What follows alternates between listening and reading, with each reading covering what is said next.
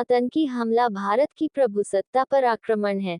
सूफी सैयद जियारत अली हक्कानी मलंग राष्ट्रीय उपाध्यक्ष सूफी खानकाह एसोसिएशन का बयान। कानपुर देहात। पाकिस्तान प्रायोजित आतंकवाद की एक और अनैतिक, अमर्यादित और घिनौनी हिंसा का देश के सूफियों के अग्रणी संगठन सूफी खानकाह एसोसिएशन द्वारा कड़ा विरोध किया गया है। कश्मीर के पहलगाम में भारतीय पर्यटकों पर बर्बरतापूर्ण और काया हमले का सूफी खानकाह एसोसिएशन राष्ट्रीय अध्यक्ष सूफी मोहम्मद कौसर हसन मजीदी द्वारा कड़ा विरोध करते हुए पाकिस्तान को सबक सिखाने की मांग की गई है। इस संबंध में जनपद कानपुर देहात स्थित बारा शरीफ बारा अकबरपुर में दरगाह आलिया सामानिया इनायतिया मुबारकिया से सूफी खानकाह एसोसिएशन का अधिकृत बयान जारी करते हुए सूफी खानकाह एसोसिएशन राष्ट्रीय उपाध्यक्ष और दरगाह शरीफ हजरत सैयद सामान अली शाह मलंग, हजरत इनायत अली शाह मलंग व हजरत मुबारक अली शाह मलंग बारा बड़ा तकिया अकबरपुर कानपुर देहात के सज्जादा नशीन मुतवल्ली व सरवराकार गद्दी नशीन सूफी शाह सैयद जियारत अली हक्कानी मलंग ने कहा कि कश्मीर के पहलगाम में पाकिस्तान के भाड़े के टिट्टुओं द्वारा की गई कायरतापूर्ण, बर्बर और शर्मनाक आतंकी घटना भारत की एकता पर हमला है। उन्होंने कहा कि हम सभी हिंदुस्तान के हिंदू और मुसलमान सबसे पहले हिंदुस्तानी हैं और किसी भी हिंदुस्तानी पर कोई घटना हम स्वीकार नहीं कर सकते। उन्होंने कहा कि कश्मीर के पहलगाम में जो कायरतापूर्ण, बर्बर और गैर इंसानी हरकत की गई है, हम उसकी कड़ी निंदा करते हुए भारत की सरकार से सख्त कार्रवाई की मांग करते हैं। उन्होंने कहा कि हिंदुस्तान में छुपे पाकिस्तानी विचारधारा के लोगों को चेतावनी और उन्हें चिन्हित कर भारत सरकार कार्रवाई करे। उन्होंने कहा कि कश्मीर हमारे देश का हिस्सा है, वहां पर हमारे देश के नागरिकों के साथ ऐसी नीच और अमानवीय हिंसा को कोई भी हिंदुस्तानी कबूल नहीं कर सकता। उन्होंने कहा कि सूफी खानकाह एसोसिएशन सदैव भारत की एकता और भाईचारे तथा संप्रभुता के लिए काम करता चला आ रहा है। हम ऐसी किसी भी बर्बर और शर्मनाक घटना को स्वीकार नहीं कर सकते जो देश की एकता और भाईचारे को कमजोर करती हो। सूफी न्यूज ब्यूरो कानपुर।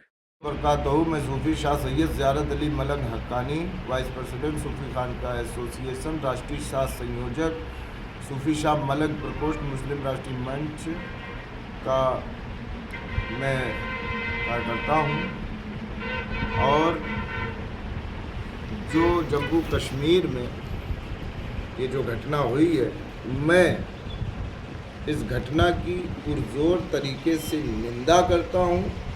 और जम्मू कश्मीर हमारे देश का एक खूबसूरत हिस्सा है, वहाँ ऐसी बर्बरता होती है, ये किसी भी हिंदुस्तानियों को कबूल नहीं है। मैं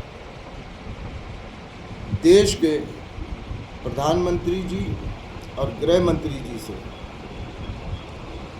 पुरजोर अपील करता हूँ कि जिनके हाथ इस कृत्य में मुलव्विस है, ऐसे लोगों पर सख्त से सख्त, कड़ी से कड़ी कार्रवाई की जानी चाहिए।